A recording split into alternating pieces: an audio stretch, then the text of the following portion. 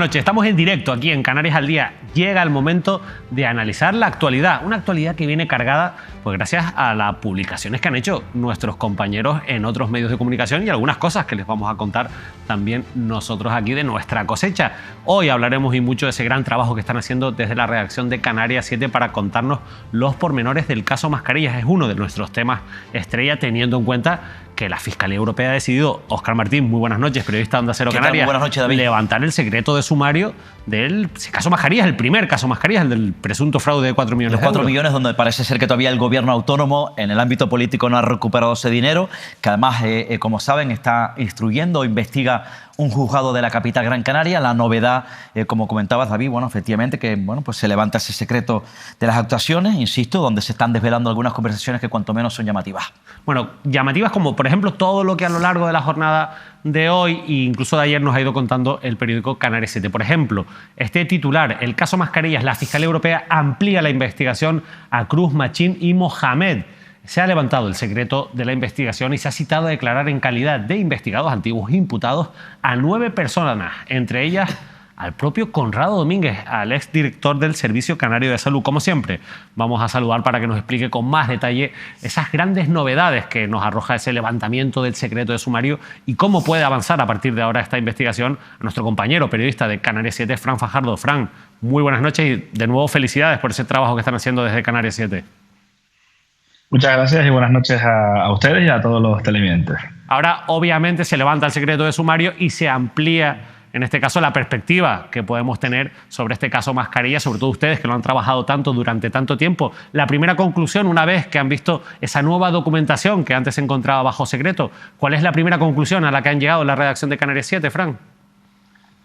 Pues la primera conclusión es que esta es la consecuencia lógica de una instrucción que se ha llevado durante más de 1 año y medio por parte de la Fiscalía Europea bajo secreto, una continuación de esta instrucción que se estaba llevando por un juzgado de Las Palmas de Gran Canaria y que ha derivado en la primera consecuencia, que es la ampliación de la imputación de los primeros que estaban siendo investigados a 9 personas. Ya está Conrado Domínguez, está Samuel Machín, está Osvaldo Lastra, Raico González y 2 familiares, está Mohamed, que es el propietario de la empresa que fue la que suministró el lote de mascarillas 3M, que resultó ser falso. Está Lucas Cruz, ese inversor empresario que en su momento intentó comprar el Club Baloncesto Gran Canaria, siendo representante de un fondo de inversión. Es decir, estamos hablando de una trama que ya pues se amplía a 9 personas, es decir, se amplía la lista de personas investigadas. ¿Qué quiere decir? Que los indicios que ha recabado la Fiscalía Europea, hasta el momento son mayores aún que los que tenía anteriormente cuando estaba siendo instruido aquí en Las Palmas de Gran Canaria. Ya hay fechas para que vayan a declarar en calidad de investigados estas personas, entre ellos, insisto, Conrado Domínguez, el exdirector del Servicio Canario de Salud. Y también, pues, la Fiscalía ha recabado como pruebas, por decirlo de alguna manera, 2 líneas fundamentales. La primera, el volcado estudio y análisis del teléfono móvil de Raico González, en el cual están todas esas conversaciones que mantuvo con Lucas Cruz, mantuvo con Isan, con el proveedor, mantuvo con los intermediarios, Osvaldo y Samuel, y sobre todo con Conrado Domínguez. Recordemos que el que fuera director del Servicio Canario de Salud en su momento negó primero conocer y luego incluso, pues evidentemente, haber mantenido ningún tipo de contacto con Raico González, y nosotros desvelamos en el periódico una primera tanda de mensajes. Ahora todas esas conversaciones salen a la luz para las partes, para las personas, las defensas, ¿no?, los investigados, y es lo que nosotros estamos contando pues poco a poco, porque hay mucha cantidad de información desde las páginas de Canarias 7. De esas primeras declaraciones, bueno, titulares bastante llamativos que están publicando desde su periódico, y lo cierto es que, por ejemplo, vamos a forrarnos, hermano, es una de las frases que hemos visto. Quizás lo que más llama la atención es la forma explícita en la que ya hablaban de ese gran negocio que iban a hacer con el dinero público de todos los canarios, en este caso del Servicio Canario de Salud. Parece que lo tenían clarísimo, que era un auténtico pelotazo, en este caso con las mascarillas, ¿no? y si me permites corregirte, no lo parece, lo es. Era un auténtico pelotazo, un business, como se dice aquí en nuestra tierra, lo que querían hacer estas personas. Estamos hablando de personas no profesionales en el sector sanitario. No estamos hablando de empresarios que se dedicaban a este tipo de transacciones. Raico González tenía una empresa de automóviles. Los intermediarios pues eran un nutricionista, un entrenador personal, etcétera. Lucas pues se dedicaba pues a intentar buscar negocios por todo el mundo. Estamos hablando de personas que no estaban profesionalizadas en este sector, como se ha ocurrido en otras causas. Entonces, ese lenguaje al que tú te refieres y que nos resulta llamativo, al final es la consecuencia lógica de lo que estamos hablando, de personas de a pie que se quieran hacer ese negocio a costa de las arcas públicas y que desgraciadamente, es triste, pero es cierto, lo hicieron. ¿Por qué? Porque se llevaron 4 millones de euros de las cuentas del gobierno de Canarias. No hay ni mascarillas y no hay dinero. Por lo tanto, sí, lo hicieron ese pelotazo. Con esas terminologías, con esa manera de hablar, con esos pelotazos, van a ir viendo las próximas jornadas que vamos a ir siguiendo, pues desmenuzando esta apertura de sumario, más conversaciones que lo que nos hacen ver es como un gobierno de Canarias, con toda la infraestructura, con todo lo que pesa una administración de este tipo, y con todos los controles que tienen sobre el dinero público, pues puede negociar con estas personas y puede haber sido, entre comillas, engañado por este grupo de pseudoempresarios, por decirlo de alguna manera. Pero hay una cosa muy importante de lo que comenta Fran, y es que ellos no tenían experiencia en el sector sanitario, es decir, no sabían, entiendo cómo se tenían que hacer estas cosas. Alguien les tuvo que asesorar, alguien tuvo que ser ese nexo entre estos empresarios y la administración para decirles cómo se tenían que hacer las cosas. Esa figura es la de Conrado Domínguez. Presuntamente sí, digo el presuntamente porque hay que recordar que todo lo que estoy comentando y que puede parecer que estoy afirmando es lo que se desprende de la investigación hasta el momento. Pero sí, según lo que aparece en las conversaciones y según las deducciones a las cuales ha llegado primero la Fiscalía Anticorrupción, ahora la Fiscalía Europea, evidentemente los investigadores de la UDEF, que son los que están llevando a cabo estas pesquisas, Conrado era el que orientaba, porque es que no tenían nada. Estamos hablando de una empresa de coches constituida para hacer un negocio concreto de transacciones de automóviles y que al final se vio pues metido en un negocio con la administración pública de 4 millones de euros. No estaban habilitados para comercializar con material sanitario y demás, como muchas otras empresas durante pandemia. Pero en este caso eran personas que se podrían decir que eran amateurs, aunque insisto, oye, para ser amateurs se han hecho un negocio de 4 millones de euros pagados por un gobierno por adelantado, sin ningún tipo de garantías y encima, después de haber habido incumplimientos, primero en las mascarillas que llegaron que eran falsas y en un segundo lote de mascarillas que no llegaron a aterrizar en la isla de Gran Canaria, pues se llevaron el dinero y no lo van a recuperar porque es que el dinero desapareció. Es triste, pero insisto, así es, esa es la radiografía de esta situación. Oscar. Fran, de esas conversaciones que mantiene Raico González, que se desprenden una vez se levanta el secreto, por tanto son públicas, que ustedes además también están desgranando, esas conversaciones entre este pseudo... Públicas entre comillas. Claro, públicas entre comillas, efectivamente. Bueno, pero ustedes están teniendo acceso, que para eso es la labor nuestra de los periodistas, y de luego el Canarias 7 ahí está liderando este asunto desde hace mucho tiempo, cosa que además, como decía David al principio, les felicito. Fran, de esas conversaciones que han podido tener o que mantuvieron este pseudoempresario Raico González con Conrado Domínguez, ¿se puede detectar, o por lo menos podemos deducir o han podido deducir, que había connivencia entre uno y otro, que había relación de amistad, de cercanía entre uno y otro, hecho que precisamente en su momento negó el ex director del Servicio Canario de Salud? Pues la connivencia a la que tú aludes está, bajo mi punto de vista, acreditado en el momento en el que Conrado es el que dice, es el que redacta el documento que tienen que presentar RR7 para acceder al contrato con la administración. Estamos hablando de un Conrado Domínguez que en su momento, cuando se gestó este acuerdo, ni siquiera era director del Servicio Canario de Salud. Recordemos que empezó durante lo que era el trámite de esta compra de mascarillas. Es decir, si había connivencia, hombre, yo creo que es obvia, ¿no? Cuando eres tú el gestor el que le dice, oye, tiene que ser de esta manera, más no te preocupes, yo te lo redacto y tú lo firmas y me lo envías.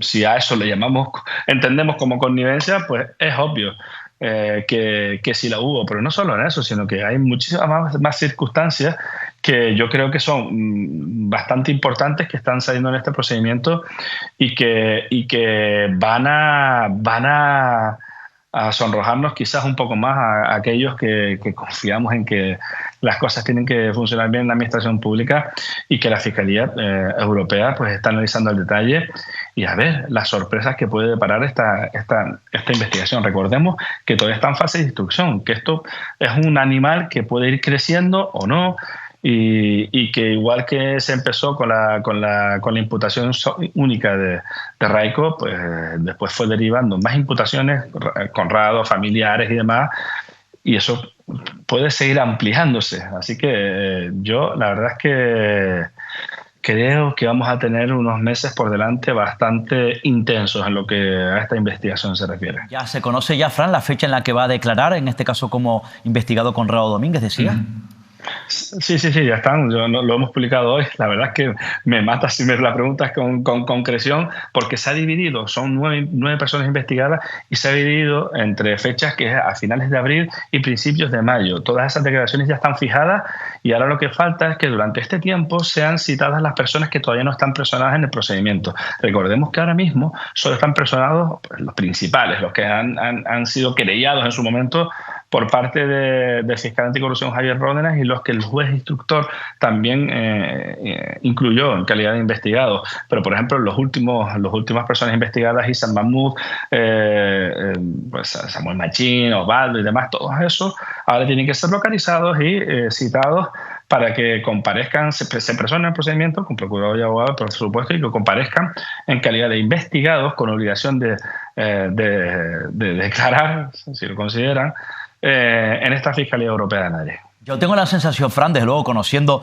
escuchando lo que estás contando y conociendo todos los antecedentes que hemos contado durante mucho tiempo de Conrado Domínguez, este hombre que primero comenzó en el gobierno como secretario general técnico de Sebastián Franqui en la Consejería de Obras Públicas del gobierno, y que luego además también estuvo en los dos gobiernos, por cierto, el gobierno de Coalición Canaria y el gobierno del Partido Socialista. Luego aterriza como director del Servicio Canario de Salud. Insisto, desde el punto de vista político ya veremos cómo avanza la investigación, pero yo tengo la sensación cada día más con más certeza, insisto, políticamente hablando, que Conrado Domínguez era el enlace de los gobiernos con los empresarios, con los contactos empresariales. ¿Por qué lo digo? Porque también hay imágenes, hay audios y hay informaciones donde, aparte de estos pseudoempresarios, también se le veía contactando, incluso imágenes que ustedes han publicado de Conrado Domínguez en un despacho con otro pseudoempresario, en este caso como era Juan Carlos Navarro Tocorón, mediador. O sea, yo empiezo a deducir que era el hombre del gobierno que contactaba con empresarios, el enlace del gobierno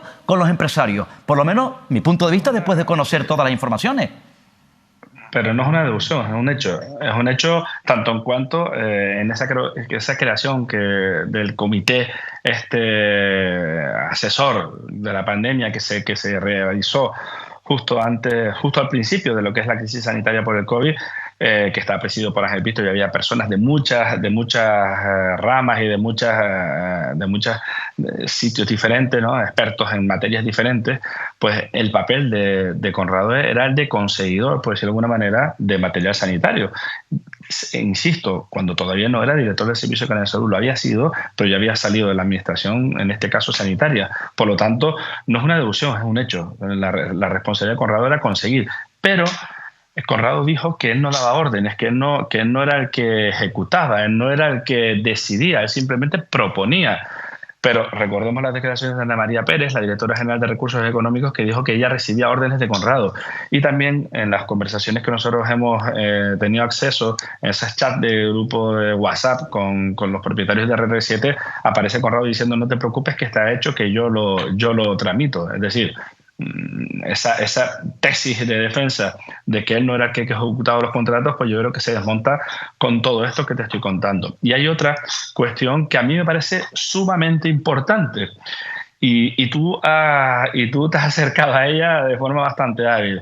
Hablamos de Conrado como nexo de unión, tú lo hablas con empresarios, pues yo lo pondría como nexo de unión, y nosotros hicimos una información hace poco de los diferentes casos de corrupción que se están investigando, y hay varios. Estamos hablando de caso Mascarillas, está Conrado; caso Mediador, está también Conrado; caso Damco, con Miguel Ángel Ramírez y otros empresarios, Lucas Bravo Lagunes, etcétera, también está Conrado.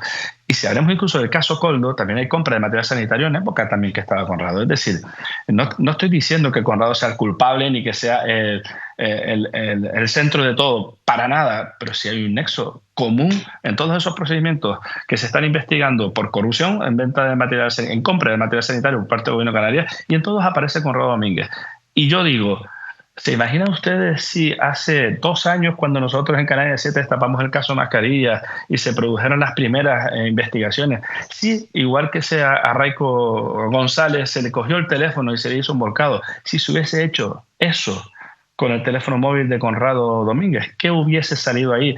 Cuando todavía no se conocía ni el caso Mirador, ni el caso Danco, ni el caso Koldo, ni nada. Yo creo que la justicia en este caso perdió una oportunidad de oro de conseguir muchísima y valiosísima información si en su momento, igual que se hizo con Raico González, que estaba investigado, también se hubiese hecho con Conrado Domínguez, que estaba en la misma calidad, investigado por el caso Mascarilla. 4 millones de euros a fondo perdido que nunca más regresarán a las arcas públicas. Es que precisamente, Fran, yo quería preguntarte si hay, porque ahora quieras o no, la gente puede tener un lío en la cabeza con tantos casos vinculados con la compra de material sanitario. ¿Qué relación? Yo también lo tengo. Normal, nosotros también. ¿Qué relación, por cierto, Conrado Domínguez, que declarará el 6 de mayo, estas son informaciones de ustedes, a las 10 horas? Será la fecha exacta de la declaración, en principio, la citación de Conrado Domínguez. Pero, ¿qué conexión hay, si la hay, con el caso Koldo, del que tanto hablamos en estos días? Y sobre todo, si no conexión, ¿qué similitudes hay? Está claro que hay un elemento en común, uno de los que muchos que puede haber, pero uno está claro, que es Conrado Domínguez. ¿Hay alguna otra conexión, alguna otra similitud? A ver, en principio, mi percepción personal, ojo, no lo digo como información acreditada porque, insisto, todavía está en presunto, en veremos y en investigación. Mi impresión personal es que la conexión que puede haber en todos los diferentes casos de corrupción que se están investigando es que yo soy amigo de y me consigues un contrato con la sanidad pública. Yo creo que no es tan difícil. Es decir, ¿cómo accedía Raico RR7 pues a Conrado Domínguez para que le pagara por 4 millones por adelantado? Porque Raico conocía al amigo de Conrado que le puso en contacto con él y por WhatsApp hicieron un negocio de 4 millones de euros. Es tan básico y tan aparentemente absurdo o no sé de qué manera se puede calificar, pero es que fue así. Hablo presuntamente, insisto. En el caso Mascarillas también estamos hablando de que Navarro Tacoronte, el mediador, ya me lío con los nombres, también utilizaba esa conexión de amigo de para beneficiar presuntamente, insisto, a otros amigos de para también hacer negocios con la administración pública. El caso Danco también, insisto, intermediación de empresarios con otros empresarios para la compra de material sanitario. ¿Con quién? También con Conrado Domínguez. Y el caso Koldo todavía no está acreditada una participación directa a la hora de firmar de Conrado Domínguez, por lo menos hasta donde yo tengo conocimiento, insisto, pero es cierto que él estaba en ese comité, que era el que gestionaba las compras de material sanitario en época de pandemia y también luego fue director del Servicio Canario de Salud. Eso es una obviedad. Y en todos esos comités también y en esa dirección también estaban Ángel Víctor Torres como presidente. Y también yo me pregunto si el presidente del Gobierno de Canarias puede ser ajeno a una contratación, puede ser ajeno a algo concreto. Sí, porque fue un maremoto de contratos, de situaciones adversas y de escalones que había que subir constantemente, pero cuando ya se te acumulan los procedimientos hasta el punto de que hasta nosotros mismos, los que se supone que tenemos la información, ya hasta se nos va a la cabeza, pues yo creo que también el presidente del gobierno, que no se haya enterado de nada, a mí la verdad es que me resulta bastante sorprendente. Fran, una última cuestión, un asunto que además has seguido tú directamente, que destapaste en Canarias 7. ¿Tienes alguna novedad que contar? ¿Hay algún movimiento acerca de la investigación abierta, de la implicación del caso de Rafael Hernández, presidente de COA Canarias, que como bien sabes, y los espectadores, la inspección laboral lo denunció por presunta explotación laboral a menores migrantes no acompañadas? ¿Alguna novedad? Ya parece mentira, pero se me había hasta pasado ya el asunto del presidente de la COA. A mí personalmente me parece escandaloso lo que está ocurriendo en este caso, que también sacamos nosotros en Canal 7 y que no deja de ser un tema que a mí me resulta muy serio. La utilización de menores para trabajar en las fincas privadas, propiedad del presidente de los agricultores y ganaderos canarios, y no solo eso, sino también el pastor de una iglesia evangélica y el dueño de unas empresas de agricultura. A mí me parece escandaloso. Y no solo me parece escandaloso el hecho que ya está siendo investigado por la fiscal de extranjería delegada en Canarias, Teseida Rodríguez, sino y también por la inspección de trabajo que ha abierto expediente y bastante duro en contra de Rafael Hernández, apreciando la posibilidad de delito, un delito muy feo, por llamarlo de alguna manera, que trata de personas con fines de explotación laboral. Sobre todo a mí lo que me parece asombroso son las explicaciones que da Rafael Hernández cuando se le ha preguntado, porque yo lo he escuchado en varios medios, con nosotros no habla, con Canarias 7 nos niega la palabra, porque al parecer somos los malos, cuando somos los que contamos lo que hizo él, presuntamente, insisto, pero lo escuchas en una radio, dice una cosa, lo escuchas en otra, dice otra, es que ni siquiera se pone de acuerdo para dar una versión que le puedas culpar de algún tipo de responsabilidad criminal. Él dice que uno de los 10 que estaban cuando llegó la inspección era mayor, ¿vale? Y los 9 restantes son menores, entonces. Es ilegal, ¿no? Bueno, que el curso que eran para hacer un curso, bueno, yo no sé, yo nunca he hecho un curso de agricultura, pero dudo que las prácticas de una formación para migrantes sea recoger las papas de tu propia finca privada. Porque, oye, las prácticas también las podrías hacer en fincas de otros agricultores, digo yo. No, las hacía en su propia finca. Que por ejemplo, que haya recibido una subvención pública para la construcción de un segundo edificio para el centro de menores que gestiona su propia hija, que también está siendo investigada, y el propio Ayuntamiento de Las Palmas haya paralizado la obra porque no tiene permiso de obra. Es decir, que está haciendo más de lo que él estaba autorizado, una obra ilegal. Es decir, yo llego a un momento en el que digo, bueno, algo de lo que habrá hecho este hombre tendrá avisos de legalidad, porque por ahora, aunque me cueste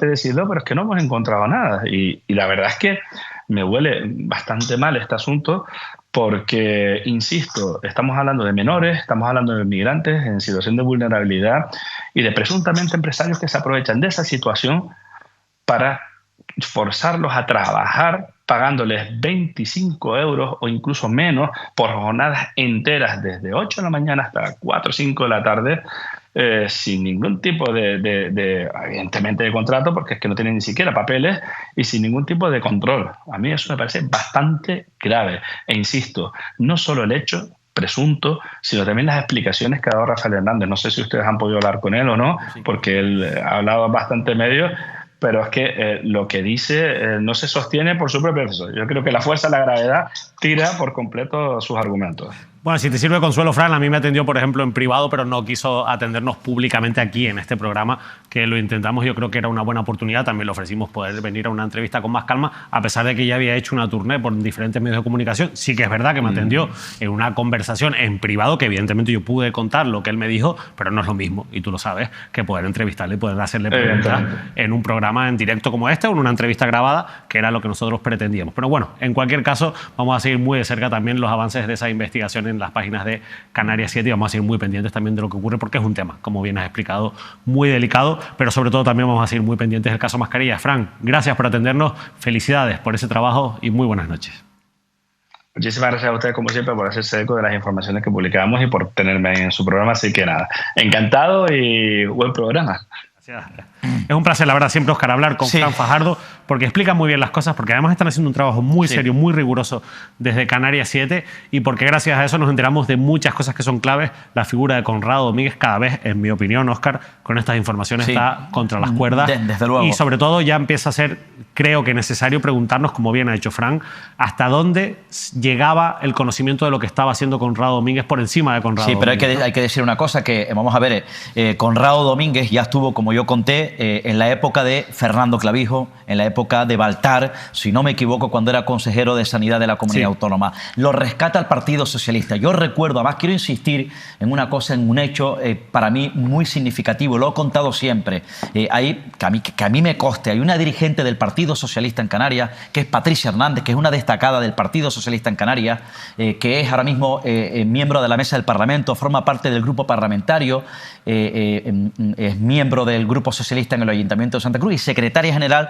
de la Asociación socialista chicharrero que parece ser hace ya algún tiempo en un órgano interno del Partido Socialista, quiero recalcarlo, reprochó, puso sobre la mesa a sus compañeros, ojo con rescatar, ojo con colocar a Conrado Domínguez como director del Servicio Canario de Salud. El hecho de que el PSOE haya rescatado a un hombre que trabajaba para Coalición Canaria, cuando Coalición Canaria echó a Patricia Hernández, que era la consejera de Asuntos Sociales, y al señor Morera como consejero de Sanidad, a ella ya no le gustaba la figura de Conrado Domínguez. Y ojo, insisto, Patricia Hernández se lo dejó caer, lo puso sobre la mesa del Partido Socialista, hicieron caso omiso. Y el Partido Socialista en Canarias es responsable de lo que ha podido hacer, en este caso, Conrado Domínguez. El otro día lo defendía a esta hora de la noche Sebastián Franqui. Consejero. Sebastián Franqui en aquella época era consejero de Obras Públicas y Conrado Domínguez era su secretario general técnico. Y lo colocó en el PSOE, en ese puesto, el Partido Socialista de Gran Canaria, porque el Partido Socialista de Gran Canaria, especialmente el PSOE de la ciudad de Las Palmas, conoce bien a Conrado Domínguez, porque Conrado Domínguez trabajó directamente, además, también en su momento con el PSOE de la ciudad de Las Palmas de Gran Canaria, con el PSOE en el Ayuntamiento de Las Palmas de Gran Canaria. Y el otro día lo defendía el propio Sebastián Franqui.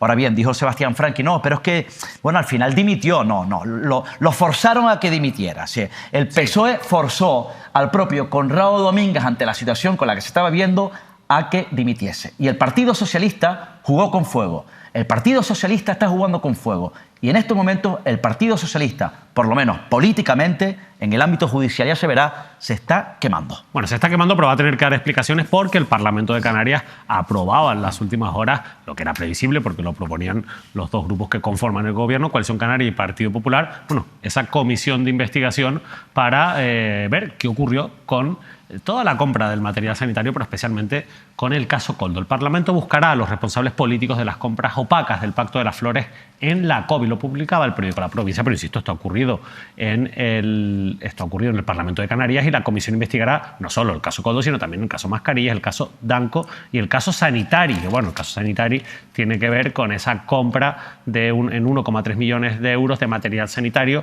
a una empresa que todavía no se había constituido. El Partido Socialista y Nueva Canarias han acusado a Coalición Canaria y Partido Popular de dictar ya sentencia y de solo buscar ruido. En cualquier caso, todos los grupos han apoyado la creación de esta comisión de investigación en un día en el que también nos hemos enterado de esto, porque cada vez hay más indicios que apuntan al posible conocimiento, que no participación, presunto todo en cualquier caso, del expresidente de Canarias, del ministro Torres. El Comité de Gestión Sanitaria del COVID, presidido por Torres, ordenó las compras a la trama de Koldo. Lo publicaba hoy el periódico La Provincia. Pero es que además vamos a continuar porque de Torres se ha hablado hoy en el Congreso de los Diputados y se presentaba por el Partido Popular y por Vox la reprobación del exministro Torres y también de la expresidenta de la Comunidad de Baleares, y el Congreso ha rechazado reprobar a Torres y a Montero por el caso Koldo, como pedían el Partido Popular y Vox. Óscar, la verdad es que, sí, insisto, muchas noticias juntas que nos muestran una realidad, y es que primero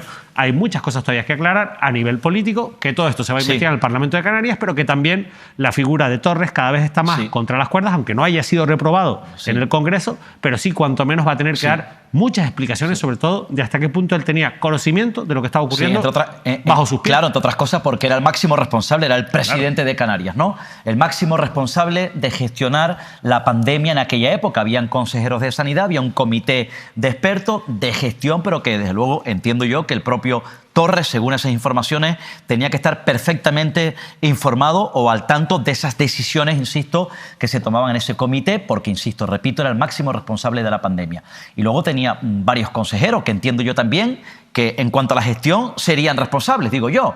Sí, en su momento... Claro, porque entre Conrado Domínguez y Torres había un consejero de Sanidad, por ejemplo, Blas Trujillo, gran parte, en su momento, Julio Pérez. Claro, en su momento la primera que llegó fue Teresa Cruz Oval, que luego la cesaron. Pero ella no estuvo. Ella en la pandemia lo único que hizo fue al principio, cuando hotel aquel, cuando La Gomera, si no me equivoco, y cuando el hotel confinado en el sur de la isla de Tenerife. Pero en medio de la pandemia, donde ya llegó el grueso, donde estalló esta situación sanitaria, ahí estaba de consejero el propio Blas Trujillo. Luego hubo de manera transitoria, en este caso, Julio Pérez también fue consejero de manera transitoria. Y otros nombres como el de manera Antonio transitoria. Olivera. Claro. Antonio, hay figuras que claro. ya sus nombres están aquí porque han estado en esos momentos con responsabilidades políticas cuando se firmaron esos contratos que están bajo sospecha. Sí. Y a mí me faltan explicaciones. Claro, cuando se cargaron a Teresa Cruz Oval, para hacerlo cronológicamente, nombraron de manera intermedia al propio Julio Pérez, con el que era mano derecha y sigue siendo mano derecha del señor Torres, Antonio Olivera, como director del Servicio Canario de Salud. Y luego ya Blas Trujillo se hizo cargo de la Consejería de Sanidad. En cualquier caso, hay muchas dudas, hay muchas sombras, hay muchas incógnitas que va a tener que despejar el Partido Socialista. Y además, en esa comisión de investigación que ya se ha formalizado, que ha sido apoyada por unanimidad, ya está en marcha. Ahora habría que ver quiénes estarán al frente de la comisión. Yo he preguntado esta tarde a alguna fuente del Parlamento quién va a presidir la comisión de investigación. Se hablaba de la figura de Casimiro claro, Curvelo, hubo un rumor donde sonaba en algunos círculos la figura del propio Casimiro Curvelo, insisto, sonaba en el ámbito parlamentario, pero luego parece que de momento no se sabe nada. Yo consultaba a alguien directamente del Parlamento, me decían que de momento todavía no es el momento, me decían, de constituirla, es decir, de nombrar a ver quién va a ser el presidente. Es clave también quién vaya a ser presidente de la comisión de investigación.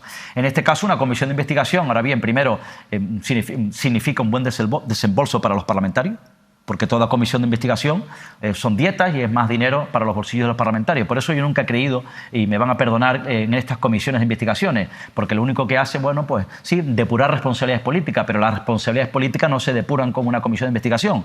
Las responsabilidades políticas las tiene que asumir directamente aquel político que cree o que tiene decencia y que sabe que no actuó políticamente bien. Y cuando un político no actúa políticamente bien, tiene que ser responsable y marcharse. Eso desde luego, o que se lo pidan los parlamentarios, es decir, los grupos parlamentarios. Eso por un lado. Por eso no le veo recorrido a esta comisión de investigación. Y desde luego la comisión de investigación está al punto de mira el propio Ángel Víctor Torres, que además fue presidente, ahora es ministro, pero fue secretario general del Partido Socialista en Canarias. Y parece ser, según apuntan los parlamentarios, estamos hablando de que el desembolso del dinero público, según apuntan los que están creando esa comisión de investigación, el desembolso de dinero público que está bajo sospecha podría rozar los 50 millones de euros. Insisto, a mí me parece una cantidad importante, es lo que está sobre la mesa, pero insisto, yo no creo en esas comisiones de investigación, pero lo que sí estoy absolutamente convencido es del estupor, el hastío y la indignación de la sociedad, de la población, viendo tantos escándalos de corrupción. Sin duda, la gente tiene que estar cansada. Nosotros vamos a dejar a un lado ya todos estos escándalos relacionados con la compra de material sanitario, con las mascarillas, con la pandemia indeseada por la que pasamos y con la que mucha gente, y lo hemos visto en esas nuevas conversaciones que han publicado en Canarias 7, mucha gente se forraba a costa de una crisis tan dura que se llevó por delante a muchísimas personas y que obligó, insisto, a una situación tan crítica como a quedarnos en casa durante mucho tiempo porque no podíamos salir a la calle. En ese momento había gente, insisto, forrándose con el negocio de las mascarillas y del material sanitario. Bueno, en dependencia, un asunto que tratamos mucho aquí, los trabajadores y trabajadoras saben que están bastante quemados desde hace bastante tiempo porque de entrada no hay el personal suficiente para poder atender a todas las solicitudes de dependencia, a pesar de que las cifras y los tiempos están mejorando. La realidad es que todavía Canarias sigue estando a la cola en muchos indicadores sobre la gestión de la dependencia y eso sobre todo en las islas no capitalinas como en Fuerteventura está generando muchísimos problemas. Pero es que además se dan también a veces coyunturas que obligan a que el sistema pete, como se suele decir, colapse y no funcione. Eso fue lo que ocurrió el pasado también mes de febrero y los trabajadores, el personal, ha pedido la dimisión de la directora general de Dependencia de Canarias por el caos que afectó a los datos de febrero. Óscar, la verdad es que esto es un asunto muy delicado. Nosotros en más de una ocasión hemos hablado con Yolanda Cívicos, que es una de las portavoces de estos trabajadores y trabajadoras del área de dependencia del Gobierno de Canarias, Óscar, pero ya ellos han querido ir un poco más allá y están pidiendo ya responsabilidades políticas, en este caso la dimisión de la directora general. De hecho, conjuntamente se han puesto de acuerdo el Comité de Empresa de Las Palmas de Gran Canaria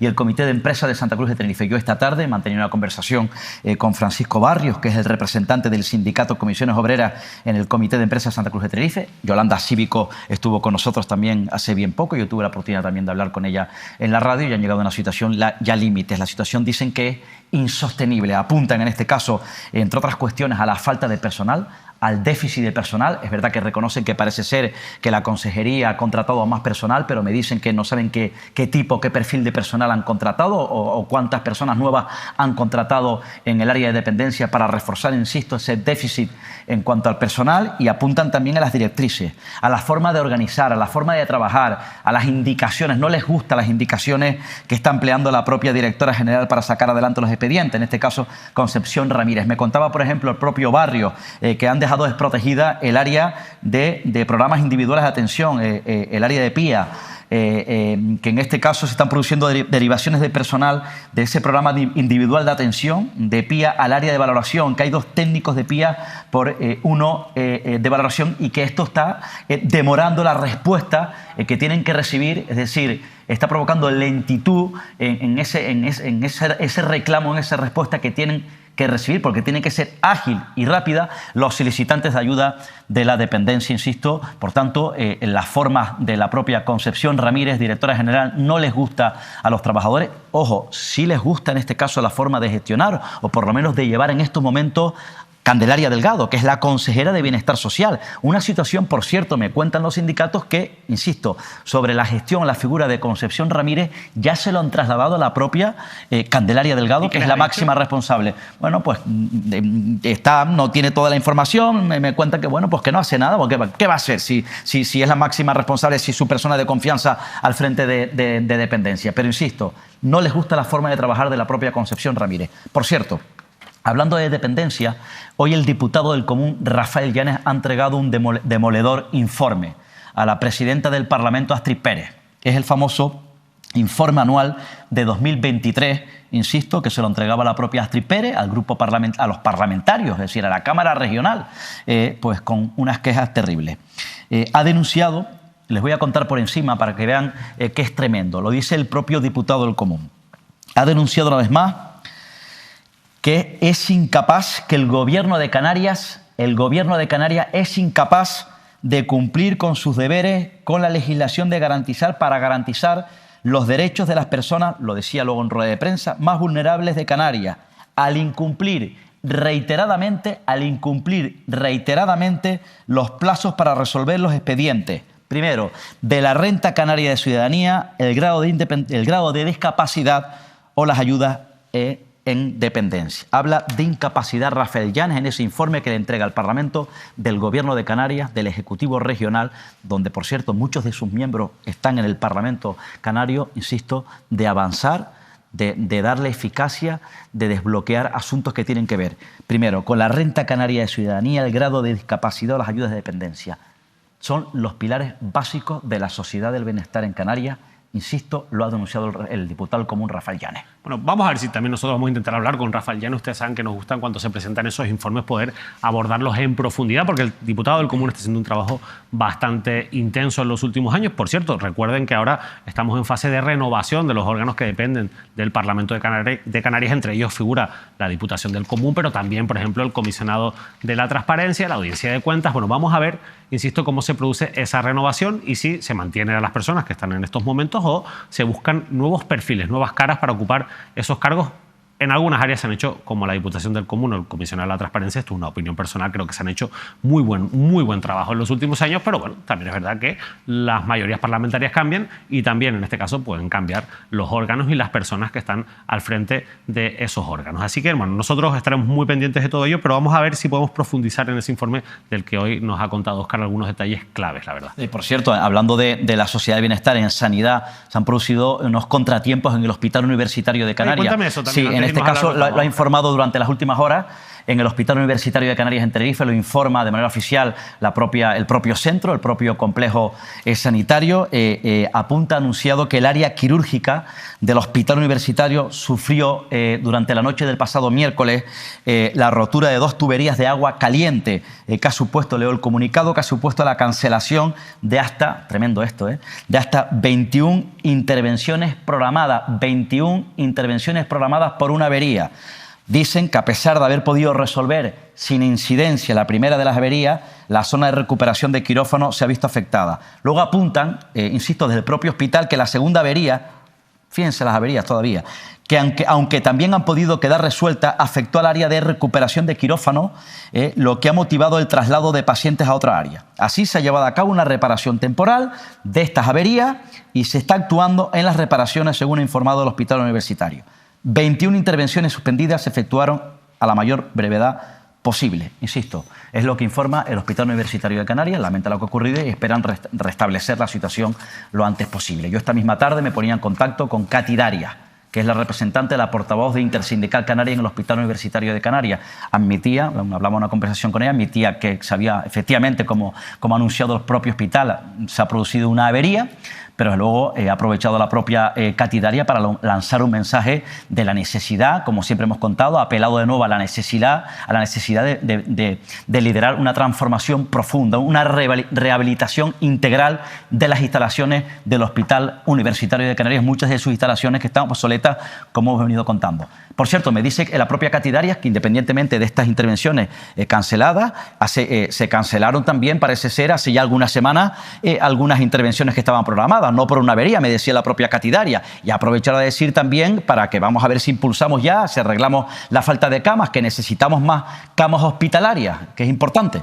Sin duda, es importante tener más camas hospitalarias. Es que parece que no salimos de una para meternos en otra en cuanto a la gestión sanitaria, cuando no es una cosa, cuando no son las epidemias, cuando no son los colapsos de las urgencias, bueno, pues ocurren cosas como estas, a unas ya de por sí, bueno, pues precarias listas de espera, con unos tiempos larguísimos para llevar a cabo intervenciones quirúrgicas. Lo ha explicado muy bien Óscar Martín. Nosotros queríamos hablar ahora, queremos irnos al municipio de La Orotava, en el norte de Tenerife, porque el martes nos hacíamos eco de esas informaciones que hablaban del desahucio que afecta a 8 familias en el municipio de La Orotava, en la localidad de La Perdoma. Sobre todo nosotros en concreto, pues nos hacíamos eco del titular del periódico El Día de la Noticia, que publicaba al respecto. Bueno, la realidad es que en las últimas horas hemos ido conociendo datos que se han ido matizando sobre la situación de estas familias, porque no son las 8 familias o no están afectadas las 8 familias por un desahucio, o no se les ha notificado un desahucio a las 8 familias, ni siquiera las 8 familias están en la misma situación. Evidentemente la casuística es distinta, pero la realidad es que la empresa les ha hecho una oferta. Es verdad que la empresa no quiere seguir alquilando, la empresa es un fondo buitre que ha adquirido ese inmueble una vez que la empresa que lo había promocionado, Roy Casa, quebró, como en otros muchos lugares, y les ha hecho una contraoferta, es decir, no les permite seguir estando ahí de alquiler, pero sí que les oferta poder comprar esos inmuebles por 120.000 euros, y algunas de las familias parece que están planteando con buenos ojos esta opción, pero no todas. Después sí que hay otras que hay perfiles con exclusión social, hay otras que han dejado incluso de pagar durante algún tiempo esos alquileres, y al menos en un caso, en una de las familias, nos consta que sí que le ha llegado esa posibilidad de esa notificación de desahucio. Pero bueno, para poder aclarar todo esto mejor, para tener un contacto mucho más directo, vamos a preguntarle, como ya les decíamos el pasado martes, al Ayuntamiento de La Orotava, y vamos a hablar con su portavoz, con el portavoz del Grupo de Gobierno, con Felipe David Benítez, para que nos cuente a esta hora de la noche cuál es la última hora sobre esta situación y cuál es la realidad, sobre todo desde los datos que tiene el Ayuntamiento sobre estas personas y esta situación de este inmueble en la localidad de La Perdoma. Así que, Felipe David, muy buenas noches, gracias por acompañarnos. Muy buenas noches, encantado de estar con ustedes, un placer, gracias por la invitación. El placer es nuestro. Vamos a intentar ordenar todo esto porque al final salen las informaciones, son informaciones delicadas que afectan a personas en situaciones complicadas. A nadie le apetece, evidentemente, quedarse en la calle, pero también es verdad que no toda la casuística es la misma en todos los casos y que evidentemente hay algunos matices que yo creo que es importante dejar claros. ¿Cuál es la situación real hasta ahora con los datos que ustedes tienen desde el Ayuntamiento? Sí, David, la verdad que has hecho una buena exposición sobre el tema, porque quizás la información que ha salido en algunos medios de comunicación pues no ha sido del todo precisa y se ajusta a lo que está pasando a estas 8 familias. Concretamente porque quizás se ha extrapolado y se ha generalizado la situación de una de ellas, ¿no? De un caso en concreto.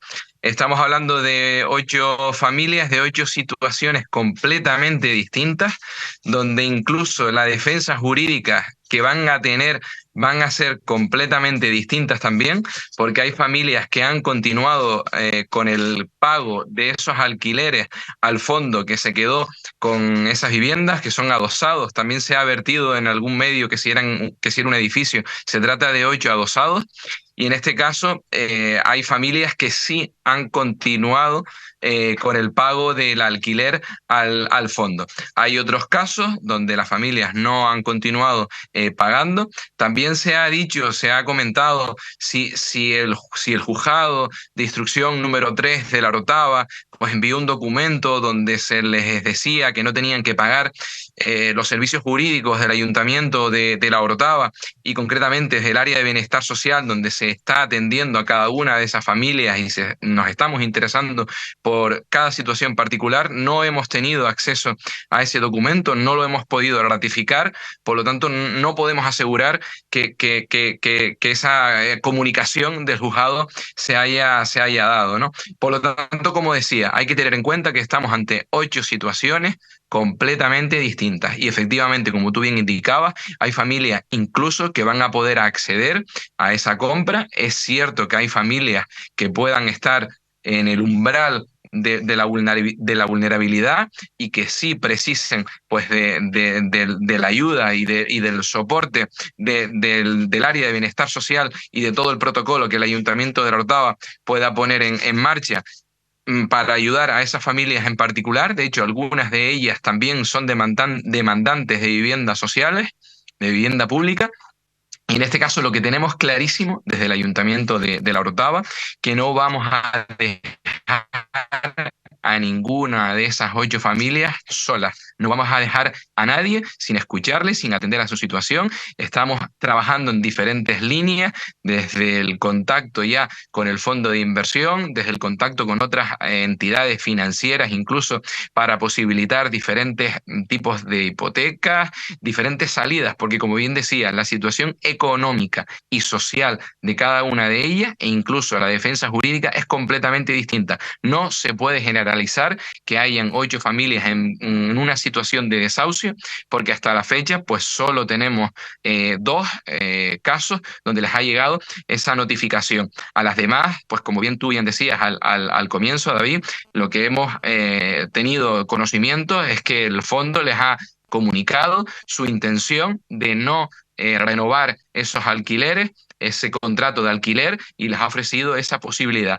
La línea del ayuntamiento está en convencer al fondo de que tiene que tratar a las 8 familias de forma diferente. Es decir, hay que tratar a las personas que parten de una situación desigual, no se les puede tratar de igual forma, porque no van a poder acceder a esas viviendas, porque no van a tener medios económicos o por las diferentes cuestiones que cada familia tiene, ¿no? Al final no se puede tratar, como bien acabo de decir, igual a los desiguales, ¿no? De hecho, hay una cosa que yo creo que es importante, porque al final, centrándonos, yo creo que lo que más nos puede preocupar es la situación de esas familias que sí que están en una situación de vulnerabilidad o en una situación de un posible riesgo de exclusión social. A mí me gustaría saber, en esos casos concretos, qué es lo que les ofrece el ayuntamiento, porque lo que entiendo que van a intentar evitar por todos los medios es que esas familias que no tienen capacidad, por ejemplo, para aceptar esa oferta que les ha hecho el Fondo Buitre, se queden en la calle. En esos casos concretos, ¿qué están haciendo desde el Ayuntamiento de La Orotava? Bueno, en primer lugar, el ayuntamiento tiene ayudas al alquiler para las familias que no puedan hacer frente a cualquier alquiler, no solo a esta familia, sino a otras familias del municipio. Es decir, es unas ayudas que el ayuntamiento tiene para afrontar alquileres cuando esa unidad familiar no tiene los ingresos suficientes, es decir, cuando son personas que están en vulnerabilidad o en riesgo de exclusión social. En este caso, lo que vamos a tratar de hacer es de que el fondo les proporcione una opción de alquiler con opción a compra, porque ninguna de las familias, incluso las que están en esta situación, se niegan a pagar, todo lo contrario, están en la voluntad de continuar con el pago de esos alquileres, y si el ayuntamiento tiene que ayudar, como lo hace con cualquier familia del municipio que está en una situación de exclusión social o de vulnerabilidad, se va a hacer. Para eso el área de bienestar social hace un excelente trabajo con un equipo de profesionales excelentes que en este caso, pues ya les digo, analizan la situación económica, familiar, social de cada una de esas familias y se les prestará toda la ayuda necesaria. Y por otro lado, está las familias que no se encuentran en esta situación, para las cuales pues vamos a intentar que el fondo pues entienda que detrás hay personas, que no solo hay un número o un objetivo económico, sino que detrás hay familias, hay personas que tienen una situación, como bien decía, totalmente distinta, ¿no? Lo cierto, dos preguntas rápidas. Una es, ¿han notado predisposición por parte del Fondo Buitre a poder modificar, digamos, el tipo de oferta que le hace dependiendo del perfil de cada uno de los, en este caso, de las personas que viven de alquiler, de esas 8 familias? Y la otra sería, si con esas ayudas de alquiler, teniendo en cuenta cómo están los precios del alquiler hoy en día, ¿realmente es posible acceder en el municipio de La Orotava a una alternativa habitacional? Bueno, en este caso el importe del alquiler se situaba en torno a los 500 euros, ¿no? Estamos hablando que tampoco es un alquiler pues que está por debajo incluso de la media de los alquileres que no solo hay en el municipio, sino que hay en el conjunto de municipios de la isla e incluso de Canarias, ¿no? En este caso, las conversaciones, no solo con el fondo, sino con las otras entidades bancarias, pues hemos tenido predisposición a estudiar, a analizar, a dialogar. Y bueno, afortunadamente, pues estamos con tiempo, tenemos semanas por delante donde vamos a hablar mucho y donde vamos a tratar de, bueno, de apoyar y de estar al lado de nuestros vecinos, ¿no? Que es nuestra obligación. El ayuntamiento, con el alcalde Francisco Linares al frente, que está haciendo un seguimiento permanente de esta situación, junto al grupo de gobierno, pues junto a la compañera también del área de bienestar social, pues vamos a seguir diariamente, pues viéndonos tanto con las entidades bancarias como con el fondo, como por supuestísimo con los vecinos, con los cuales hemos mantenido pues conversaciones prácticamente a diario, y vamos a tratar de que esto pues llegue a un final feliz para todos, ¿no? Que es de lo que se trata. Ya, concejal, digamos una cosa. Una última sí. cosa, perdona, Óscar, perdona que te interrumpa, Óscar, porque es que, claro, yo voy a incidir mucho en el tema de, y ahora le volveré a preguntar, pero realmente el mercado está como está, y al final, la verdad que un alquiler de 500 euros hoy en día es un lujo. Yo entré rápido, una búsqueda rápida en Idealista, que es un portal muy conocido, un portal inmobiliario muy conocido, y el alquiler más bajo, o sea, la media, por lo que estoy viendo en el municipio de La Orotava, de lo que hay disponible a día de hoy, a esta hora de la noche, está en torno a los 800, 900 euros. Es algo tremendo. Hay algunos más baratos, y lo más barato son 500 euros al mes por un estudio de 45 metros cuadrados, que es un bajo exterior sin ascensor. De resto, 2.000 euros, 1.200 euros, 1.500, 1.380, 800, 1.090, 700. Claro, yo quiero insistir en esto, es decir, realmente esas ayudas que se dan con toda la buena voluntad quizás estaban adaptadas a otra época. Realmente hoy en día con ese tipo de ayudas es suficiente para conseguirle una solución habitacional, teniendo en cuenta cómo está el mercado. No, están adaptadas, las ayudas se han ido incrementando en función del salario mínimo interprofesional y los valores que se tienen en cuenta a la hora de que una familia esté o no en vulnerabilidad o en exclusión social. El ayuntamiento en este caso ha adaptado esas ayudas también a la situación del mercado, incluso del alquiler. Desde luego que es una preocupación. El ayuntamiento de La Orotava, conjuntamente con el gobierno de Canarias y el Cabildo de Tenerife, está actualmente en proceso de construcción de un nuevo bloque de viviendas sociales en San Antonio, y estamos trabajando en diferentes líneas de actuación en este sentido con un plan de vivienda municipal, donde en este caso ya estamos en contacto con grandes tenedores de vivienda para adquirir pues viviendas ya pues construidas, y también para proyectos pues que quedaron en el tintero, que no llegaron a finalizar su ejecución, para que a través de este plan pues se puedan poner esas viviendas en disposición de las familias del municipio que lo necesitan. Otra cosa bien distinta, como bien decías ahora, es la situación del alquiler que no solo afecta a La Orotava. Ahí pues somos muchísimos los ayuntamientos, son muchos los alcaldes, nos consta que que para el gobierno de Canarias también es una preocupación, pues que bueno, el efecto de las viviendas vacacionales pues también ha hecho un daño en el municipio importante y creemos, y así lo hemos solicitado, que debe de haber una regulación para ello. Nos consta que se está trabajando en ello y esperemos que esto pues contribuya de alguna medida también en que los precios del alquiler no continúen su escalada, porque es verdad que los últimos tiempos han ido incrementando pues de forma muy importante, ¿no?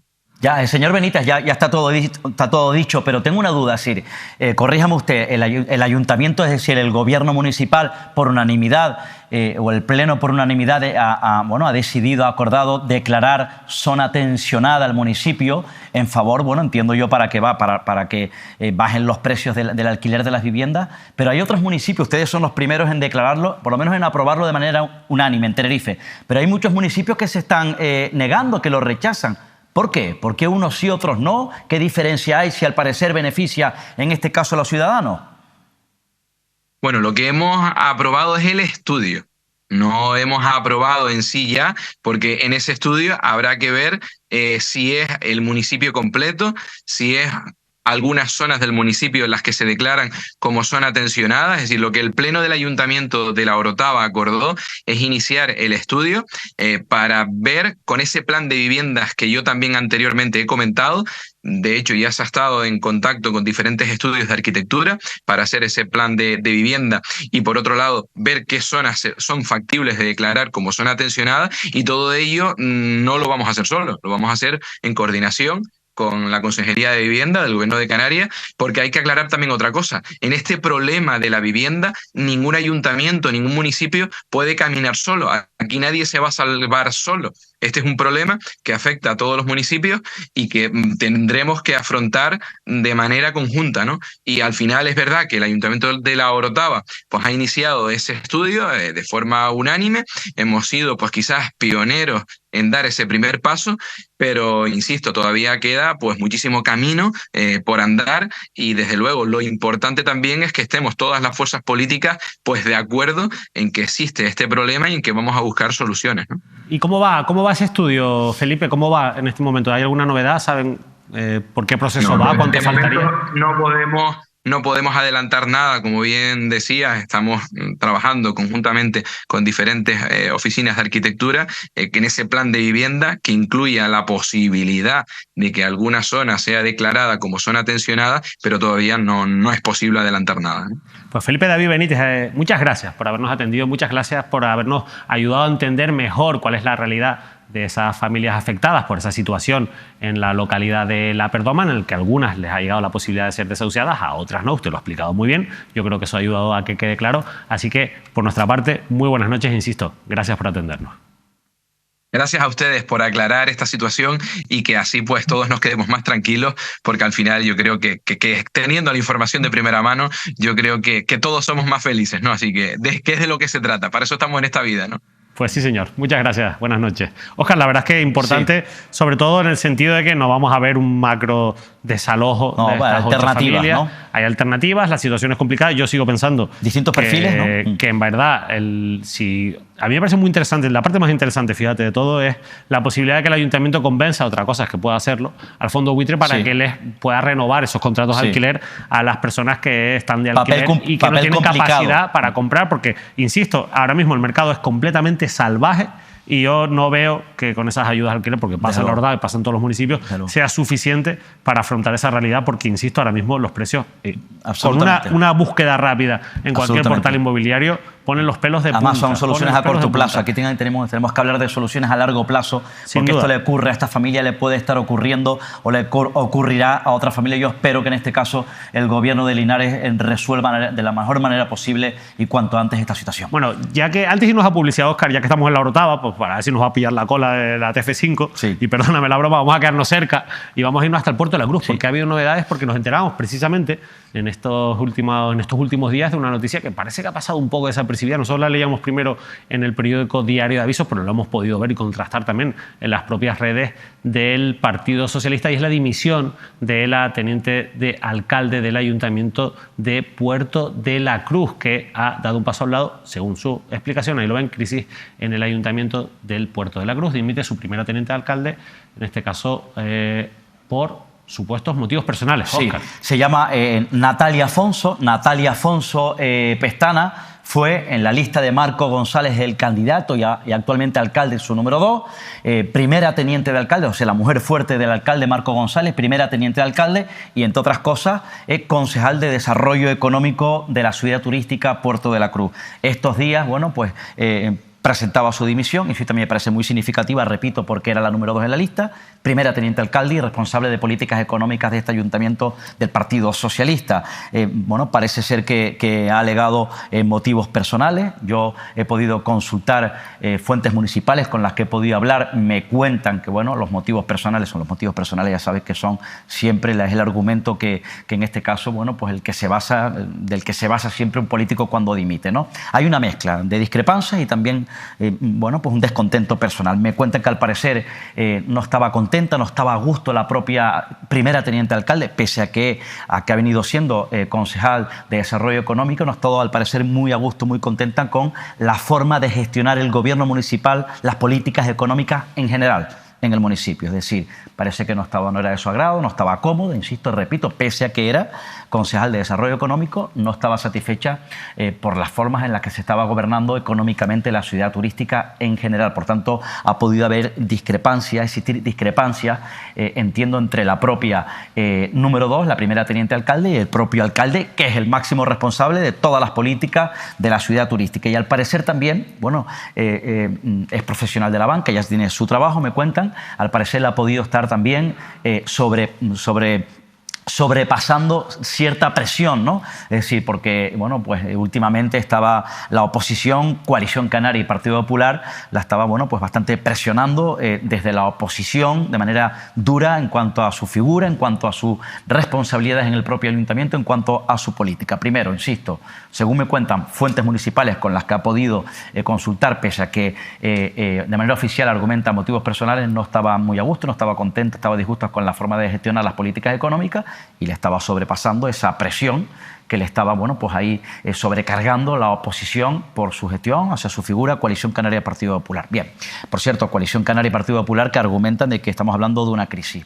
Esto es una fisura que está viviendo el gobierno que lidera en este caso en el puerto Marco González. No olviden que no es el primer episodio de crisis que se puede producir. Ya hay una nueva crisis, hace poco se produjo una nueva crisis.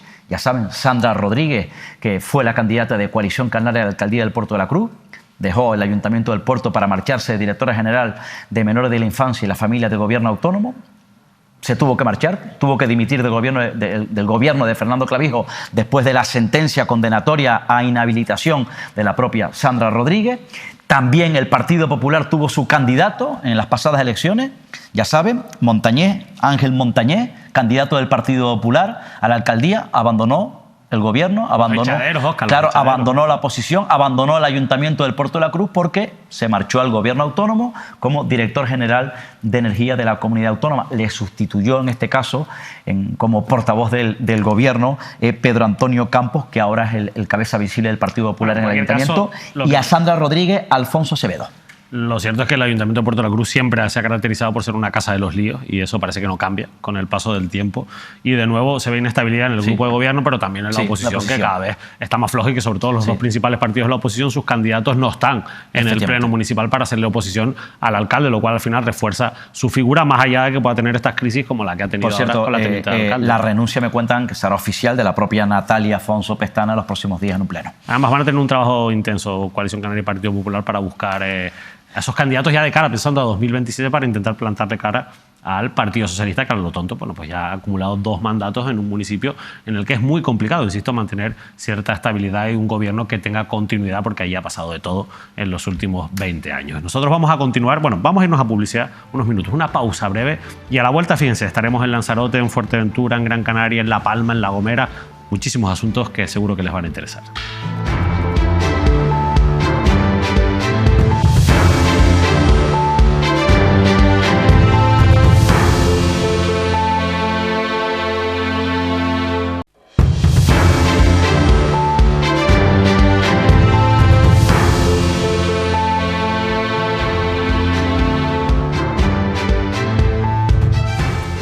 continuamos como les prometimos aquí en Canarias al Día y nos vamos a ir hasta la isla de Lanzarote porque en este caso de nuevo dentro del transporte público vemos problemas de cara a los trabajadores y trabajadoras y una amenaza de un posible preaviso de huelga. Lo comentaba, lo adelantaba el diario de Lanzarote, los trabajadores de Arrecife Bus irán a la huelga en abril si no se respeta su descanso. Los trabajadores apenas tienen tiempo para realizar funciones básicas de aseo o alimentación y carecen además de lugares preparados para ello, según señala Comisiones Obreras. Y nosotros queremos hablar de esta situación, de esta cuestión tan importante como es, sobre todo por el trabajo que realizan los conductores de las guaguas, de la necesidad de tener un descanso adecuado para poder realizar su trabajo en las mejores condiciones. Vamos a hablar con Santiago Domínguez, que es coordinador de carreteras de la Federación de Servicio a la Ciudadanía de Comisiones Obreras. Santiago, muy buenas noches, gracias por atendernos. Buenas noches, gracias a ustedes por darle voz. ¿Cuál es la realidad ahora mismo de los trabajadores y trabajadoras de Arrecife Bus? ¿Qué está ocurriendo con su derecho al descanso? Bueno, la realidad de los compañeros y compañeras de Arrecife Bus no es otra que la historia más vieja del libro, que no es más que hacer negocio con los descansos de los trabajadores y trabajadoras.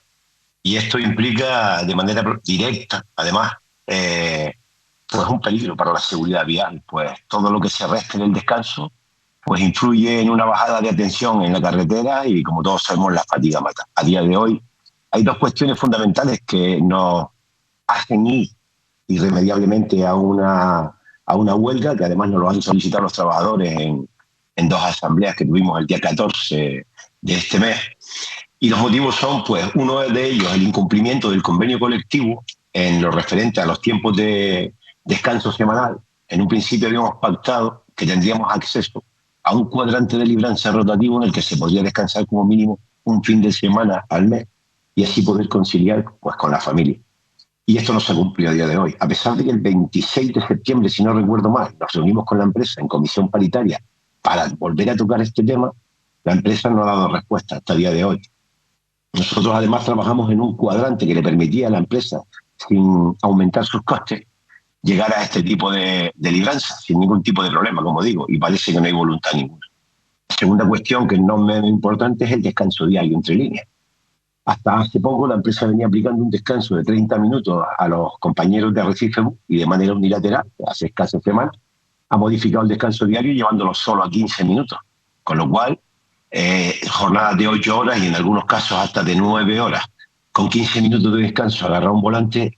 Eso sabemos que termina pasando factura, y la factura es un aumento importante del riesgo y en la seguridad, tanto de los usuarios como del resto de usuarios de la vía. ¿Esta concesión depende del Ayuntamiento de Arrecife o del Cabildo? No, hablamos del transporte interurbano, Intercity, y esto depende del Cabildo de Lanzarote exclusivamente. Depende del Cabildo de Lanzarote. Y ustedes entiendo que se han intentado poner en contacto con el Cabildo de Lanzarote, más allá de que este servicio lo preste esta empresa. ¿Qué les han dicho desde el Cabildo? Cabildo de Lanzarote hasta ahora no se ha pronunciado con nosotros. No hemos tenido reuniones con el consejero. Hubo un cambio después de las últimas elecciones. Sí nos habíamos reunido en la negociación del convenio colectivo con anterioridad con el señor Marcos, si no recuerdo, que estaba al frente de la corporación en el área de transporte. Y le indicamos en aquel momento nuestra intención, porque también tuvimos que llegar a un preaviso de huelga. Y parece que el Cabildo de manera automática medió en la situación y se consiguieron los objetivos que se planteaban. Desgraciadamente, a día de hoy no hemos tenido conversaciones con el consejero de transporte del Cabildo de Lanzarote. Obviamente nosotros estamos dispuestos a mantener cualquier tipo de reunión. Estamos abiertos al diálogo tanto con el Cabildo como con la empresa, como no puede ser de otra manera. Pero como le digo, esto es una concesión que está en manos privadas, una empresa privada, y la concesión en sí, el dueño de la explotación es el Cabildo de Lanzarote. Suele ocurrir con este tipo de concesiones que al final los criterios en los pliegos y demás suelen ser bastante flexibles. ¿Es el caso o directamente la empresa está incumpliendo incluso las condiciones de ese pliego que en su momento les llevó a obtener ese contrato y al final, bueno, pues derechos que son claves, derechos laborales que tienen los propios trabajadores y trabajadoras, más allá incluso del propio pliego? Estamos hablando de concesiones bastante antiguas. Son concesiones que prácticamente en la provincia de Las Palmas nunca han salido a concurso y aquello se hace de aquella manera, ¿no? Pues estas empresas prestaban el servicio y sí es cierto que el Cabildo puede poner las condiciones en las que se prestan, las líneas que exigen, e incluso puede incidir en el número de vehículos y el tipo de vehículos que pueden realizar esas líneas, pero luego depende del empresario mantener, digamos, una armonía con sus trabajadores. Hay reglamentos, además, que obligan al descanso de los conductores. Esto es una profesión que está, además, muy tasada. Y lo que pasa es que cuando intentamos jugar con los límites que marca el reglamento, pues encontramos este tipo de problemas. Ahora mismo creo que alguien de manera unilateral está haciendo una interpretación torticera del reglamento 1561 del año 95, si no recuerdo mal, que al parecer el apartado que habla de transporte interurbano de menos de 50 kilómetros o corto recorrido, como así se le llama, prácticamente pueden aplicar los descansos que ellos quieren. Obviamente, cuando hacemos este tipo de interpretaciones y nos olvidamos que el párrafo 2 también del artículo 2 habla de la negociación colectiva y de llegar a acuerdos en materia de descanso, pues como que esta parte no existe, ¿no? Que es lo que ha pasado siempre. Lo que es triste es tener ahora mismo en la isla de Gran Canaria, desgraciadamente, hemos tenido algunos accidentes en los que se han visto involucrados guaguas y somos conocedores también de que la mayoría de las sanciones que tienen los empresarios en relación al tacógrafo es por incumplimiento en los tiempos de descanso de los compañeros y compañeras que están en la corporal. Esto, como les digo, no se traduce más que en desgracias que al final acaban sucediendo, algunas de ellas con resultado fatídico, como la última que precisamente sucedió en Lanzarote, un atropello mortal. Y también tenemos conocimiento de un gran accidente en Fuerteventura, con 10 heridos, 2 de ellos bastante graves. Si no recuerdo mal, también por febrero, Lanzarote, y hasta hace poco todos somos conocedores del terrible suceso que ha ocurrido en Sevilla, pues en el que un conductor de un vehículo pesado, se desconocen todavía las causas de este siniestro, arrolla a 6 personas con un resultado terrible. Entonces, ya le digo, el descanso en carretera es no solo necesario, es innegociable desde nuestro punto de vista. La fatiga mata y esto no es nuevo. Europa viene legislando desde hace mucho tiempo en este sentido y nosotros vamos a permanecer firmes en nuestra posición de alcanzar nuestros objetivos y aumentar, como no puede ser de otra manera, la seguridad vial y de nuestros compañeros y compañeras en Arrecife. Señor Domínguez, muy rápidamente, luego que si hay algo importante, vital para los conductores, que desde luego se pasan muchas horas frente al volante, además también por la seguridad de los que usan el transporte público, los usuarios, es el derecho al descanso, sin lugar a dudas, ¿no? Porque eso provoca agotamiento y una sobrecarga que puede ser peligrosa, sin duda. En caso de que al final vayan o anuncien ese preaviso de huelga por ese incumplimiento del convenio colectivo, ¿en qué medida, qué es lo importante? Desde el punto de vista del usuario, del espectador de Lanzarote que le está viendo en este momento, ¿le podría afectar ese preaviso de huelga? Porque además estamos hablando, señor Domínguez, de una isla turística, donde hay un gran número de turistas que entiendo yo que usan el transporte público interurbano y además en esa época en abril. Cierto es. Y además está claro que va a ser una huelga indefinida, va a ser una huelga complicada. Es un servicio que además es esencial, es un servicio que así está tipificado como esencial, por supuesto, pero no cabe duda de que nosotros no podemos estar, ni mucho menos, poniendo en peligro a la ciudadanía de Lanzarote ni a ese turismo que luego tiene una repercusión muy importante de cara a Europa cuando sucede algo en nuestras islas. Somos un mercado, somos un destino turístico por excelencia y hay que cuidar este aspecto. Y desde luego nosotros, nuestra posición, como ya le dije antes, es de una apertura completa al diálogo. Estamos dispuestos a trabajar a pico y pala los días que hagan falta. La huelga va a comenzar el día 15, ya lo adelanto, ya hablábamos de mitad del mes que entra, va a ser el día 15, es un lunes, y como le digo, será de carácter indefinido, va a afectar a la isla de Lanzarote, y esto con los aumentos que hemos tenido en los 2 últimos años, ya no solo de turismo, que sí, que ha sido una bendición, sino de viajeros, viajeros del día a día, que se han ido al transporte público por las condiciones que además los políticos han facilitado el mismo.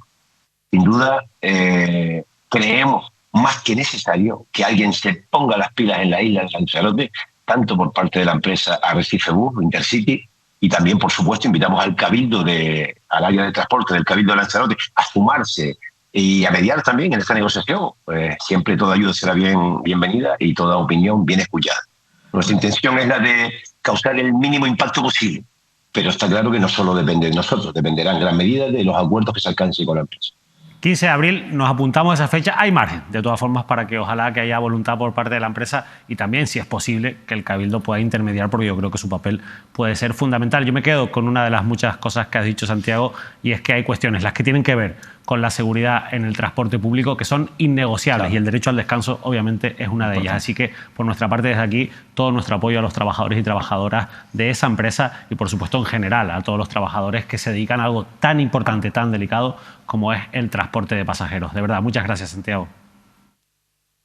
Gracias a ustedes, en nombre de todos los compañeros y compañeras de Recife Bus, por darle voz a este problema. Muchas gracias. Muy buenas noches, Óscar. Bueno, la verdad es que un asunto delicado, insisto, porque al final estamos hablando de que eso afecta y después vienen las desgracias y en las cosas hay que contarlas así porque después vienen las lamentaciones. Por eso decía que es clave vital el derecho al descanso, ¿no? Hay una sobrecarga en el sector. Eso ocurre también en el sector del taxi, en el sector del transporte público en general. Están agotados y, desde luego, tienen que cumplirse, en este caso, las condiciones, sobre todo el derecho al descanso. Primero, por la seguridad de los profesionales y por la seguridad de los usuarios. Y, además, teniendo en cuenta las circunstancias especiales de una isla como Lanzarote, turísticamente hablando muy potente, no puede permitirse el lujo de una huelga de transporte público. Bueno, de Lanzarote saltamos a Fuerteventura porque ahí se han cumplido las previsiones y finalmente, eso sí, a través del Parlamento de Canarias y por unanimidad se ha decidido defender los intereses del Oliva Beach y instar a que se plantee ese conflicto competencial con el Estado después de que todos los grupos de la Cámara hayan apoyado por unanimidad, insisto, esta iniciativa presentada por el Partido Popular. Así que Canarias va a plantarle batalla al Gobierno central, el PSOE de Canarias plantándole batalla al PSOE nacional, que es el que, como ustedes saben, ha decidido a través del Ministerio de Transición Ecológica finalizar un expediente en el que se concluye que el Hotel Oliva Beach ha incumplido la concesión, ha realizado obras ilegales, ha incumplido una serie de condicionantes que tenía esa concesión y tiene que ser derribado. Bueno, el Parlamento de Canarias no quiere dejar escapar la oportunidad de utilizar a los trabajadores, como ya ha hecho en otras ocasiones los grupos políticos, para, aunque el debate fue bastante intenso, para intentar salvar esa instalación que se encuentra en las dunas de Corralejo. Sí, bueno, de hecho los trabajadores también durante las últimas horas han salido, ¿no? En este caso desde la plataforma Salvar el Oliva Beach, una plataforma que se creó hace 14 años, por cierto, pidiendo, primero acusando al Ministerio de Transición Ecológica, a los trabajadores, el personal de este hotel de Fuerteventura, de actuar de manera agresiva contra el hotel, contra la propiedad del hotel. Y por otro lado, bueno, pues siguen poniendo sobre la mesa, denunciando la incertidumbre, ¿no? Que es lo peor, la incertidumbre que se está apoderando en estos momentos de todos los trabajadores, de todo el personal de este complejo hotelero, y están pidiendo, haciendo un llamamiento al entendimiento, en este caso, de las principales instituciones canarias, pero sobre todo de las principales instituciones de la isla de Fuerteventura, entendimiento para tratar de salvar esos puestos de trabajo y, por tanto, tratar de, bueno, pues impedir la demolición, el derribo de este hotel de Fuerteventura. Sin duda, al final estamos hablando de una multinacional como Riu, no estamos hablando de una pyme, una pequeña o mediana empresa, estamos hablando de una empresa que tiene músculo suficiente para dar una solución digna a todos esos trabajadores y trabajadoras. Por supuesto, una empresa que tenía que haber cumplido la ley y no lo hizo, como ha quedado acreditado en diferentes expedientes y en un proceso complejísimo a través de lo que ha concluido el Ministerio de Transición Ecológica. En cualquier caso, se puede plantar batalla en los juzgados, hay unos derechos que tiene la empresa y que va a defender, lógicamente, en las diferentes vías contenciosas, pero lo que a mí, quizás personalmente, y esto es una opinión, más me duele es el uso interesado de los trabajadores, que cuando interesan, bueno, pues se ponen de parte de los trabajadores los grupos políticos, y esto al final lo único que genera es incertidumbre, porque mira que llevan años para poder haberles buscado una alternativa, una solución desde las administraciones públicas, pero también desde la multinacional de Riu. Y nos quedamos en Fuerteventura, porque una noticia importante que ha pasado desapercibida es el juicio que sienta en el banquillo a la ex consejera de Medio Ambiente del Cabildo de Fuerteventura y actual diputada del Grupo Parlamentario Nacionalista de Coalición Canaria en la Cámara Autonómica, Natalia Évora. La Fiscalía mantiene la acusación contra Évora por la contratación del barco de Lobos y su defensa alega que no había más opciones. Lo ha publicado, insisto, una noticia que está pasando bastante desapercibida. Me llama la atención, Diario de Fuerteventura. El juicio por presunta prevaricación contra la actual diputada queda visto para sentencia. La fiscal pide 10 años de inhabilitación y la defensa la libre absolución. Insisto, estamos hablando de, veremos que evidentemente ahora ha finalizado el juicio, la Fiscalía considera que esas pruebas que se han puesto sobre la mesa son suficientes para mantener esa acusación y pedir 10 años de inhabilitación, pero hablamos de un cargo público que fue consejera del Cabildo, pero que a día de hoy está activo en el Parlamento. Diputada regional, hay una clave en esta instrucción o en este juicio, es decir, que la fiscal concluyó exactamente que evitó, la ex consejera y actual diputada regional, que evitó la licitación del contrato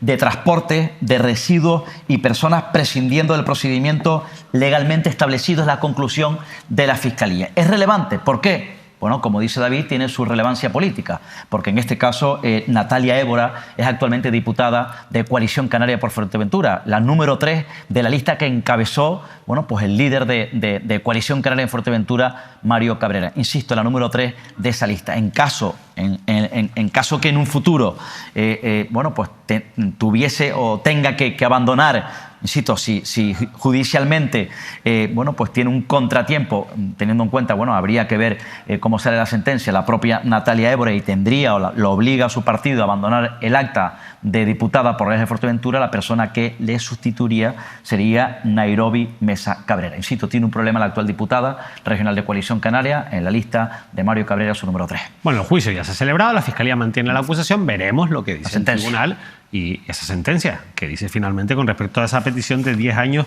de inhabilitación. Y ahora nos vamos a ir a La Gomera, porque Casimiro Curvelo, el presidente del Cabildo de La Gomera, el líder de la agrupación socialista Gomera, estuvo este miércoles en el programa de Manuel Artiles. Allí respondió a las preguntas de muchos periodistas y también de nuestro director, por supuesto, y a las planteadas por nuestra redacción de informativos. Pero quiero que vean las preguntas que le hicimos los que estamos en esta mesa, tanto Óscar como yo, sobre algunas cuestiones que hemos tratado en profundidad en esta mesa. Por ejemplo, le preguntamos por esas polémicas oposiciones que, como ustedes saben, tantas veces hemos contado aquí, en las que se presentaron, o a las que se presentaron, dos alcaldes, una alcaldesa y un alcalde de Hermigua y de Valle Gran Rey, del mismo partido que gobierna el Cabildo, de la agrupación socialista Gomera. Quiero que escuchen la respuesta de Casimiro Curvelo. ¿Usted le parece ético, sin entrar en cuestiones legales, le parece ético que dos alcaldes de su partido se presenten a un concurso oposición que convoca su partido, que es quien gobierna en el Cabildo de La Gomera? Por pertenecer a un partido político que, por cierto, de los dos que menciona, Borja Barroso y Solveida Clemente, Solveida es funcionaria del Cabildo de La Gomera en este momento. ¿Creen que se deben sacrificar? Pues probablemente desde el punto de vista estético y ético no, pero desde el punto de vista de que le asistan derechos sí. Lo que pasa es que habitualmente cuando ocurre una cosa de esta, los medios de comunicación o algún medio de comunicación, ahora no me estoy refiriendo a ninguno, siempre intenta sacarle lasca en el sentido negativo, porque hay un temor, eso es por ese temor, de que quien esté cerca del político o cerca del partido tiene un plus de conocimiento o de lo que sea que le puede llevar a la oposición. Esas oposiciones fueron sacadas con un procedimiento legítimo para atender necesidades que hoy tiene el Cabildo de La Gomera. Se tenían que cubrir al menos 8 o 9 plazas de técnico y no fue posible. ¿Qué más queríamos nosotros? El tribunal es autónomo, pero ¿qué más queríamos nosotros? Yo creo que más que nosotros nadie, que se llevaran a cabo las oposiciones y que pudiéramos contratar a las personas necesarias, que son todas ellas técnicos Grupo A, para atender en los distintos departamentos la demanda de trabajo. Lo único que, y eso lo prevé la ley, lo único que ocurre es que en base a las notas que han tenido se conforma una lista y de esa lista se tira para llegar hasta los 8, 9 o 10 o 12 que el Cabildo de La Gomera necesita, ¿no? Por tanto, respondiendo claramente a la pregunta, yo creo que muchas veces la sociedad tiene comportamientos que no se entienden con personas vinculadas a los políticos, y hay que hacer una autorreflexión, o vinculadas a personas cercanas a los partidos, independientemente de que yo comparto con usted que efectivamente desde el punto de vista ético y estético no es lo más adecuado. Bueno, no es ético ni estético. No le preguntamos por otro caso, aunque él quiso contestar, que es el de su hija, que como saben se presentó a unas oposiciones del Servicio Canario de Salud y tanto ella como su pareja obtuvieron las notas más altas, un asunto que incluso se judicializó y que fue archivado. Bueno, él quiso hablar, insisto, a pesar de que no le preguntamos directamente por ello, aprovechar esta pregunta para hablar de ese caso concreto. Yo creo que tenemos que hacer una reflexión general a nivel del conjunto de la sociedad. Es verdad que desde el punto de vista ético, todo aquello que esté vinculado a los políticos, es decir, por ejemplo, en ese caso, mi hija se matriculó. Imaginemos que llegara a aprobar, aunque sea inteligente y hubiera aprobado, ya la polémica está servida. ¿Por qué? Porque la sociedad se ha convertido en una sociedad cainista para todo aquello que rodee al político o todo aquello que rodee al entorno más próximo del partido. Porque ¿es legítimo que se pueda hacer? Sí. ¿Tiene estética, por decirlo de alguna manera, adecuada? Probablemente no. Probablemente no. Pero yo pregunto, ¿ustedes creen que por ser hijos de un político no se tiene derecho a la vida? ¿No se tiene derecho a progresar? ¿No se tiene derecho a participar de unas oposiciones? Bueno, ahí queda la respuesta de Casimiro Curbelo sobre ese asunto. Óscar Martín le preguntaba por toda la polémica del caso Koldo y por la figura de Ángel Víctor Torres. Vamos a escuchar la respuesta de Casimiro Curbelo.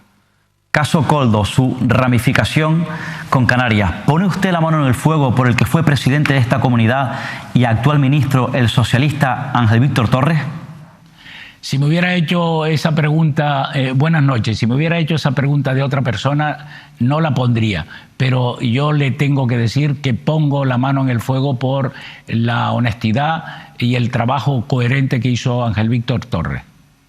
Bueno, pues por Torres sí que Óscar pone la mano en el fuego el señor Curbelo. Sí, yo esperaba esa respuesta además, porque primero hay que partir de la base que, bueno, Casimiro Curbelo tiene una buena relación personal con el señor Torres y tiene una buena relación política con el señor Torres. Primero, ¿por qué lo digo? Porque el señor Curbelo formó parte, es decir, no el señor Curbelo directamente, sino que la agrupación socialista de La Gomera, de la que él lidera, formó parte del Pacto de las Flores, ¿no? Y además también la relación que existe entre Casimiro Curbelo, repito, buena personalmente y políticamente con Ángel Víctor Torres, es viceversa. Ángel Víctor Torres también tiene una buena relación con Casimiro Curbelo, relación personal y relación política. Y yo decía que yo esperaba esa respuesta. Primero, porque la agrupación socialista de La Gomera formó parte del Pacto de las Flores y ojo, Ángel Víctor Torres también tiene una buena relación en doble sentido, es decir, insisto, personal y política. ¿Por qué? Porque Ángel Víctor Torres fue presidente de la comunidad autónoma, el gobierno del Pacto de las Flores gobernó en esta comunidad autónoma precisamente gracias a Casimiro Curbelo, a la agrupación socialista de La Gomera, porque apoyó ese Pacto de las Flores. Si el señor Curbelo en aquella época hubiese pactado, hubiese dado su apoyo al Partido Popular o Coalición Canaria, no hubiese existido el gobierno de Ángel Víctor Torres. Bueno, pues esa es la realidad. Bueno, nosotros le hemos preguntado, hemos hecho nuestro trabajo al señor Casimiro Curbelo y ahí está, bueno, que yo les invito a que vean todo el programa de Manuel Artiles porque hay muy buenas preguntas que se le plantearon y muchos asuntos que yo creo que les van a interesar sobre la actualidad política de Canarias. Pero antes de ir despidiendo ya el programa, nos quedan algunos asuntos rápidos que queremos tratar. Vamos a irnos hasta la isla de La Palma porque también el Parlamento, que ha tenido mucha actividad, como han visto en estos días, ha aprobado instar al Estado a que se pueda declarar de emergencia. Vamos a ver el titular, en este caso del periódico El Día, ha reclamado, o ha instado en este caso, para que se pueda declarar por vía de emergencia las obras de los municipios afectados por la erupción. Es una PNL, por tanto no tiene rango de ley, pero insta al Gobierno de España a permitir esta excepción a los 3 ayuntamientos del Valle hasta finalizar la reconstrucción. Parece una medida que puede ser muy interesante, pero ya hemos visto lo que ocurre muchas veces con los contratos de emergencia, con los contratos que hacen una excepción a lo que es la rigurosidad de la ley en cuanto a algunos requisitos legales. Lo vimos durante la pandemia, como una vez que se flexibilizan, después pues es un caldo de cultivo para la corrupción o la presunta corrupción. No digo que esto vaya a pasar aquí, pero sí que a mí me parece una buena idea, Óscar, pero en cualquier caso, si flexibilizamos los criterios, es para que sea más rápido, no para que algunos hagan el negocio del siglo, ¿no? Claro, desde luego, en este caso, bueno, hay que intentar que ser ágil, ¿no? Darle agilidad a cualquier, en este caso, infraestructura, cualquier obra que tenga que ver con la erupción, o por lo menos con el Valle de Aridane, ¿no? Desde luego. Y sobre todo porque hay muchas familias afectadas, muchas zonas afectadas, y cualquier obra, repito, que se declare por vía de emergencia, hay que hacerlo. Primero, entiendo que se declara por vía de emergencia para hacerlo rápido, pero ojo, insisto, hay que tener mucho cuidado. Las obras, los proyectos y el dinero, hay que tener claro el objetivo, para quiénes van, repito, porque son precisamente los afectados. Y como tú dices, habría que ver también, porque en cualquier crisis, en este caso la crisis volcánica, hay gente, desde luego, que se está frotando las manos, porque mucha gente lamentablemente saca rédito de las desgracias de los demás. Bueno, y vamos a hablar ahora de un asunto que está generando quebraderos de cabeza tremendo a vecinos y vecinas, comerciantes de Las Palmas de Gran Canaria, de la capital Gran Canaria, y es ese retraso constante de las obras de la Metro Guagua. Bueno, si a eso le sumamos que, además de todos los cambios que ha tenido que conllevar ese retraso y esa situación de las obras, sobre un proyecto sobre el que yo creo que hay unanimidad, incluso política por supuesto, pero social también, sobre los beneficios que va a traer para la capital Gran Canaria, después, claro, es un proyecto que poco a poco se va encareciendo a costa de todos esos contratiempos que están surgiendo, y lo último que hemos sabido, lo publicaba en primicia Atlántico hoy, es que Las Palmas de Gran Canaria ha perdido una subvención de 10 millones de euros para la obra de la Metro Guagua. El Ayuntamiento ha tenido que devolver el dinero conseguido por el Ministerio de Fomento para la construcción de la estación de Hoya de la Plata y otros 2,3 millones por los intereses de demora. Malas noticias, Óscar, con este proyecto estrella del Ayuntamiento de Las Palmas de Gran Canaria, que no deja de tener, bueno, pues baches importantes en su camino, en su recorrido, ¿no? Y eso que todavía no ha arrancado. Porque hablamos de 10 millones y yo decía el pasado martes que estaba siendo cada día más, lo tengo claro, ¿no? Un fracaso, un episodio más de fracaso de este proyecto estrella del gobierno municipal, no solamente, no de ahora, del gobierno que lidera la socialista Carolina Darias, sino el anterior gobierno, también ese gobierno progresista que en aquella época, o en el anterior mandato, lideraba su compañero de partido de la agrupación socialista de Las Palmas de Gran Canaria, Augusto Hidalgo, que ahora es el vicepresidente del Cabildo Insular de Gran Canaria. Por cierto, todavía continúa algún que otro miembro en el gobierno actual, que fue también miembro del gobierno anterior. Pedro Quevedo forma parte del gobierno municipal, es concejal del propio ayuntamiento y fue concejal también en la época de Augusto Hidalgo. Insisto, una pérdida de subvención, en este caso de 10 millones para una obra, repito, de un proyecto estrella para la ciudad, pues a mí, ¿qué quieren que les diga? Como ha ocurrido con otros proyectos, cualquier administración que pierda un dinero en una subvención y la tenga que devolver, me parece pues una mala gestión y una mala planificación. Es sin duda imperdonable que esto ocurra en las administraciones públicas. La mala gestión del dinero, es importante hacer esa fiscalización. Felicidades también a los compañeros Atlántico hoy por esta noticia. Y antes de despedirnos, bueno, lo vamos a hacer con unas imágenes durísimas. De nuevo, otro nuevo caso brutal de maltrato animal en Canarias. 3 explotaciones ganaderas en Ingenio, en Gran Canaria. Vean el titular del día, un nuevo hallazgo macabro en Canarias. Unos 200 animales han leído bien, malnutridos y restos quemados en 3 explotaciones ganaderas. La Guardia Civil ha detenido a 2 personas y está investigando a una tercera por maltrato y abandono animal. Esto ha ocurrido, insisto, en Ingenio, en Gran Canaria. Óscar, de nuevo, bueno, explotaciones ganaderas donde al final, bueno, se tienen los animales, pero realmente no hay ningún tipo de sensibilidad hacia los animales. Sí, importante la operación de la Guardia Civil. Felicidades a la Guardia Civil, porque además tiene que ser contundente, tiene que centrar en sus tareas también el maltrato animal. La Guardia Civil está funcionando bien en este sentido. Creo que es importante también el papel que puedan jugar los policías locales, por tanto los ayuntamientos. La Policía Canaria también juega un papel importante, insisto, en este caso. Además, yo sé que hay algunos ayuntamientos, lo he venido contando, de algunas instituciones que se están tomando en serio el maltrato animal. Algunos miran por otro lado porque es una simple bandera cuando hablan de la conciencia de la administración o del ayuntamiento para el maltrato animal, pero desde luego yo quiero felicitar en este caso a aquellos ayuntamientos que se lo toman en serio. Quiero suspender aquellos que fracasan en esta materia, que miran para otro lado, porque los hay, y por tanto yo creo que es clave las fuerzas de seguridad y sobre todo poco a poco yo creo además también, insisto, que vamos avanzando en cuanto a la conciencia, insisto, entre toda la sociedad, que es clave igualmente para combatir el maltrato animal. Este tipo de imágenes, este tipo de episodios son lamentables y hay que denunciarlos públicamente en los medios de comunicación.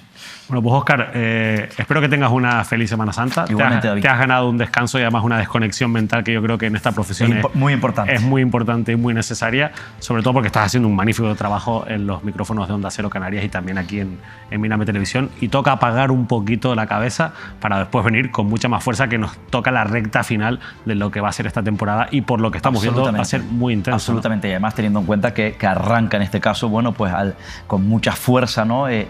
La comisión de investigación, que digo, no sé si servirá para algo o no, pero luego habrá mucha mucho fuego, si me permiten la palabra, en el Parlamento, fuego político con esa comisión de investigación y lamentablemente por estas ramificaciones de estos supuestos casos de corrupción. También te deseo unas felices vacaciones, que bastante las necesitas, y gran trabajo como siempre, David, que haces en Mírame Televisión. Pues muchas gracias, Óscar Martín. Nosotros, como ya le estamos adelantando, vamos a descansar la próxima semana. Habrá entrevista el lunes en Canarias al Día. Hablaremos en profundidad de un auténtico problema que tenemos también dentro del mercado, de la situación laboral de muchos canarios y canarias, es que han aumentado desde la pandemia los accidentes de trabajo en Canarias de manera preocupante. Vamos a abordar en profundidad este asunto, lo que ya a partir del lunes ya no tendremos contenido aquí en Canarias al Día, no tendremos programa el martes y volvemos, eso sí, después de la Semana Santa, con muchísimos asuntos que seguro que les van a interesar. Si pueden descansar esta Semana Santa, espero que disfruten de estos días. Si son de los afortunados que van a poder salir, van a poder ir a alguno de los hoteles de los que hemos hablado que están carísimos los precios, pues que lo disfruten. Si no les queda otra que quedarse en casa, bueno, también siempre hay fórmulas para poder estar con las personas queridas y pasar un buen rato. Que sean felices.